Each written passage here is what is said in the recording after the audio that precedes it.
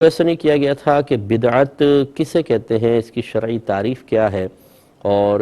کیا اس میں اچھی اور بری کا کوئی تصور ہے یا نہیں ہے۔ دیکھیں، بدعت کا مطلب ہوتا ہے نیا کام، یہ لغوی معنی ہے اس کا، کوئی بھی نیا کام اس کو بدعت کہتے ہیں۔ اور شرعی طور پر بدعت کی تعریف میں تھوڑا سا اختلاف ہے۔ بعض یہ کہتے ہیں کہ نبی کریم صلی اللہ علیہ وسلم کے زمانہ اقدس کے بعد، یعنی آپ کے دنیا سے پردہ فرما جانے کے بعد دین میں یا دنیا میں جو بھی نیا کام پیدا ہوا اسے بدعت کہا جائے گا۔ اور بعض نے اس میں قید لگائی کہ نہیں، چونکہ نبی کریم صلی اللہ علیہ وسلم نے ارشاد فرمایا کہ میرا زمانہ سب سے بہترین زمانہ ہے، پھر جو اس سے ملا ہوا ہے، پھر جو اس سے ملا ہوا ہے، یعنی 3 زمانوں کی سرکار نے اچھے ہونے کی گواہی دی ہے۔ وہ کہتے ہیں ان 3 زمانوں کے بعد جو دین یا دنیا میں کوئی نیا کام پیدا ہو اس کو بدعت کہا جائے گا۔ لیکن صحیح تعریف جو ہمارے نزدیک ہے وہ وہی ہے کہ نبی کریم صلی اللہ علیہ وسلم کے دنیا سے پردہ فرما جانے کے بعد اگر دین میں یا دنیا میں کوئی بھی نیا کام ایجاد کیا جائے اس کو بدعت کہا جائے گا۔ پھر اس بدعت کی کئی قسمیں بنائی ہیں علماء نے۔ بعض بدعت سیئہ کہلاتی ہیں، بدعت قبیحہ بھی انہیں کہتے ہیں، بدعت حرام بھی کہتے ہیں، اور بعض بدعت حسنہ ہوتی ہیں اور بعض بدعت مباحہ ہوتی ہیں۔ یہ 3 بڑی قسمیں ہیں۔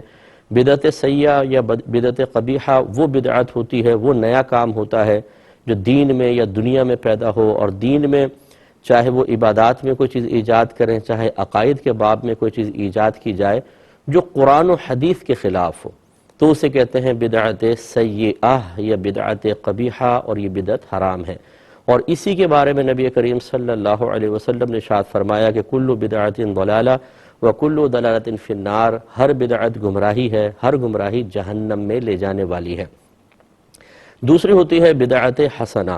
دین یا دنیا میں کوئی بھی نیا کام ایسا ایجاد کیا جائے جو دین کی تقویت و ترقی کے لیے ہو، لوگوں کو دین کی طرف مائل کرنے کے لیے ہو، اگرچہ اس کے پہلے مثال، اس کی کوئی پہلے مثال یا اس کا کوئی نمونہ پہلے موجود نہ ہو، اسے بدعت حسنہ کہا جائے گا۔ جیسے حضرت عمر فاروق رضی اللہ تعالی عنہ نے اپنے دور میں تراویح با جماعت قائم کرنے کا اہتمام فرمایا، اور آپ نے اس کی جماعت کو دیکھ کر یہ جملہ ارشاد فرمایا کہ نعمت البدعۃ ھذہ، یہ کیا ہی اچھی بدعت ہے۔ اگرچہ بعض نے اس بدعت کو جو یہاں پہ لفظ استعمال کیا گیا اسے بدعت لغویہ پر محمول کیا ہے، یعنی نیا کام، کوئی بھی نیا کام، لیکن جو محقق علماء ہیں وہ کہتے ہیں کہ یہاں بدعت لغویہ نہیں، بدعت شرعیہ ہی مراد ہے کہ یہ دین میں ہم نے ایک اچھا کام ایجاد کیا ہے، اور چونکہ وہ اس کو اچھا خود آپ نے فرمایا اس لیے اس کو کہتے ہیں بدعت حسنہ۔ تو دین یا دنیا میں کوئی بھی ایسا نیا کام جو پہلے سے اس کا ثبوت تو نہ ہو لیکن ترقی دین کے لیے یا لوگوں کو دین کی طرف مائل کرنے کے لیے اس کو ایجاد کیا جائے، اسے بدعت حسنہ کہا جاتا ہے۔ اور اس میں لیکن شرط یہ ہوتی ہے کہ اس زمانے کے جو بڑے بڑے علماء ہیں وہ اس کے فعل کی اجازت دیں، ورنہ ہر جاہل آدمی کسی بھی چیز کو ایجاد کر کے کہے گا جی اس میں دین کا فائدہ ہے، اور وہ بدعت عام کرے گا، اور وہ ضروری نہیں ہے کہ دین کے لیے واقعی تقویت کا سبب ہو۔ لہذا بدعت حسنہ کے سلسلے میں ضروری ہے کہ اس زمانے کے جو مستند مفتیان کرام ہیں وہ اس فعل کی تائید کریں اور کہیں کہ ہاں یہ صحیح ہے، تو یہ بدعت حسنہ ویلڈ ہوگی، ورنہ نہیں۔ اور تیسری بدعت مباحہ ہوتی ہے، یعنی اس کا ایجاد کرنا نہ گناہ نہ ثواب۔ اس میں تمام وہ دنیاوی معاملات آ جائیں گے، دنیاوی ایجادات آ جائیں گی جن کا بظاہر دین سے کوئی تعلق نہیں ہوتا ہے، جیسے نئے نئے لباس، ہیئر سٹائلز، جوتوں کے سٹائل، سواریاں بدل گئی ہیں، یہ تمام چیزیں۔ اور مسجدوں کے اندر بھی آپ دیکھیں قالین ہیں، پنکھے ہیں، اے سی لگے ہوئے ہیں، مائک پر بیان ہو رہے ہیں، یہ سب بدعت مباحہ کہلاتی ہیں، یعنی نہ ان کا ایجاد کرنا گناہ تھا اور نہ ثواب تھا۔ ان 3 چیزوں میں فرق نہ کرنے کی بنا پر بعض اوقات غلط فہمیاں پیدا ہوتی ہیں اور اس سے گڑبڑ پیدا ہو جاتی ہے۔ بعض لوگ یہ کہتے ہیں کہ جی بدعت حسنہ کوئی چیز نہیں ہے، صرف بدعت قبیحہ یا بدعت سیئہ ہی ہوتی ہے، اچھی بدعت کیسے ہو سکتی ہے؟ حالانکہ میں نے آپ کو مثال دی، اور دیگر ہم مثالیں بھی آپ کو چند دے دیتے ہیں۔ بعض اس پر یہ بھی کہتے ہیں کہ جی یہ تو دیکھیں نا، اگر کوئی کہے کہ جی آپ پیزا کھاتے ہیں، آپ آئس کریم کھاتے ہیں، آپ نئے نئے کھانے کھا رہے ہیں، کہ یہ بدعت نہیں ہے، تو کہتے ہیں یہ تو دنیا کی چیزیں ہیں نا، دین کے اندر نیا کام کوئی ایجاد کیا ہے۔ تو یہ فقیر آپ کو بتا دیتا ہے کہ بہت سی ایجادات ہوئی ہیں حضرت ابو بکر صدیق رضی اللہ تعالی عنہ کے دور سے آپ دیکھیں، سب سے پہلے جمع قرآن اللہ کے نبی نے نہیں کیا، نہ اس کا حکم دیا، آپ نے جمع قرآن کا اہتمام فرمایا۔ پھر دور فاروقی کے اندر تراویح کی جماعت کا اہتمام، دور عثمان غنی رضی اللہ تعالی عنہ میں پہلی جمعے کی پہلی اذان۔ یاد رکھیں مذہب اسلام میں اگر دیکھا جائے، سرکار کے دور میں صدیق اکبر عمر فاروق رضی اللہ تعالی عنہما کے دور میں صرف جمعے کی ایک اذان ہوتی تھی، جو اذان ثانی کہلاتی ہے، جو خطبے سے بالکل تھوڑی دیر پہلے ہوتی ہے۔ یہ پہلی اذان کی ایجاد حضرت عثمان غنی رضی اللہ تعالی عنہ نے کی تھی۔ جب مدینے میں وسعت پیدا ہوئی، لوگ مدینے سے باہر تک پہنچ گئے، بازار قائم ہو گئے، تو جب دوسری اذان دی جاتی تھی تو بڑا کلوز ٹائم ہو جاتا تھا، لوگ بھاگ کے آتے تھے، پھر کسی کی جماعت نکلتی، غسل کا موقع نہ ملتا، جمعے کا اہتمام صحیح طریقے سے جیسا اس کی تعظیم کے وہ لائق ہے ویسا نہ ہو پاتا، تو پھر یہ مطلب آپ نے پہلی اذان کو ایجاد فرمایا۔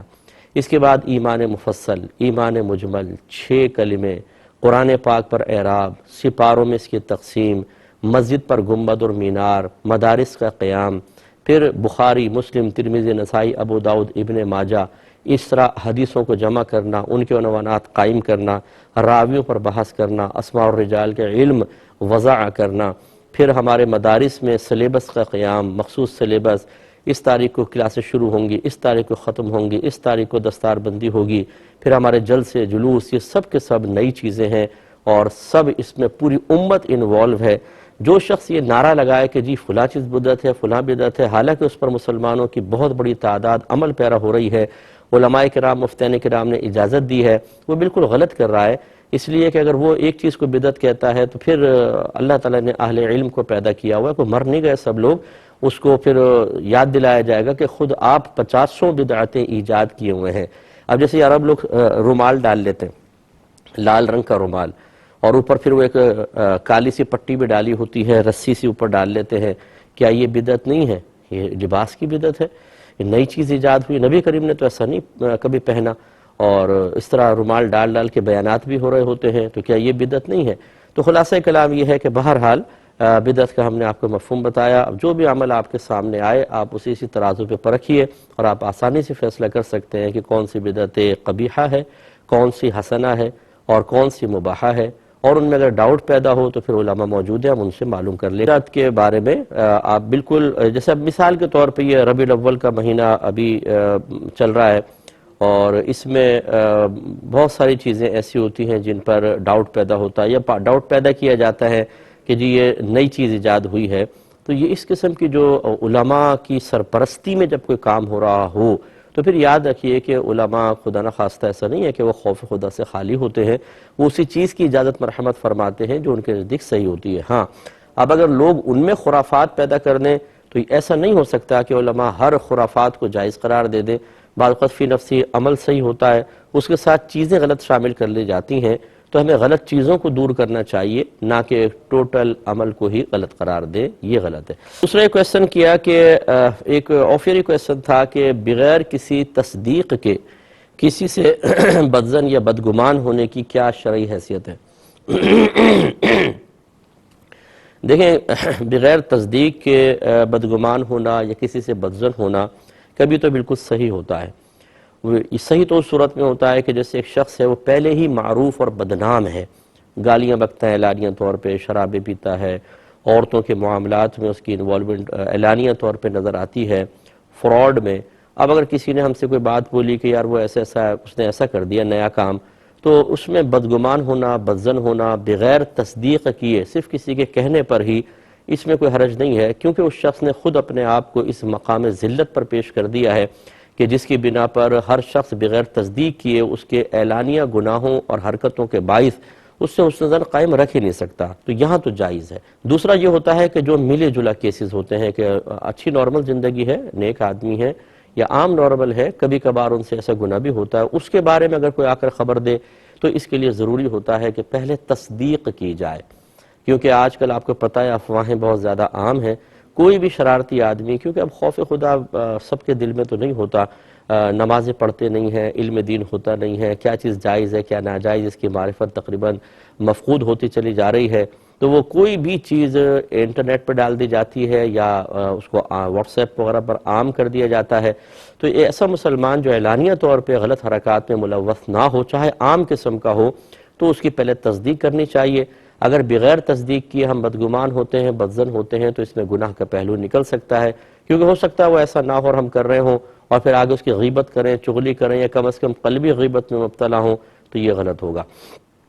اور بعض اوقات ایسا ہوتا ہے کہ معظم دینی کے بارے میں کوئی بڑے عالم دین ہیں، کوئی بڑے مفتی صاحب ہیں، کوئی پیر صاحب ہیں، اچھے بعمل شیخ ہیں، ان کے بارے میں کوئی بات کہتا ہے، تو پھر یاد رکھیں یہ سخت واجب ہے، بہت زبردست واجب ہے کہ پہلے تصدیق کریں، اس کے بعد یس یا نو ہو۔ اس میں پہلا سٹیپ تو یہ ہے، اگر کوئی اس طرح کے عالم دین کے بارے میں جو بعمل ہے آپ کو کوئی خبر دیتا ہے، تو پہلے تو واجب ہے کہ ہم اس کی خبر کو سنیں ہی نہیں، یعنی اگر کوئی غلط خبر دے رہا ہے تو سنیں ہی نہیں۔ اور اگر آپ کو پتہ نہیں تھا، اس نے کہا دیکھو یار میں ایک بات بتاتا ہوں، اور وہ شروع ہو گیا، تو پھر یاد رکھیں کہ اس کو درمیان میں روکنا واجب ہے۔ اور اگر آپ یہ سوچتے ہیں کہ چلو میں سن لیتا ہوں اور سننے کے بعد میں دفاع کروں گا اس عالم کا، تو پھر سننے میں حرج نہیں، لیکن پھر واجب ہے کہ آپ ان کی طرف سے دفاع کریں، اس کا رد کریں، اسے منع کریں، اسے دلائل دے کے سمجھائیں کہ یہ چیز آپ آگے نہ کہیں ورنہ آپ کے لیے نقصان کا باعث ہے۔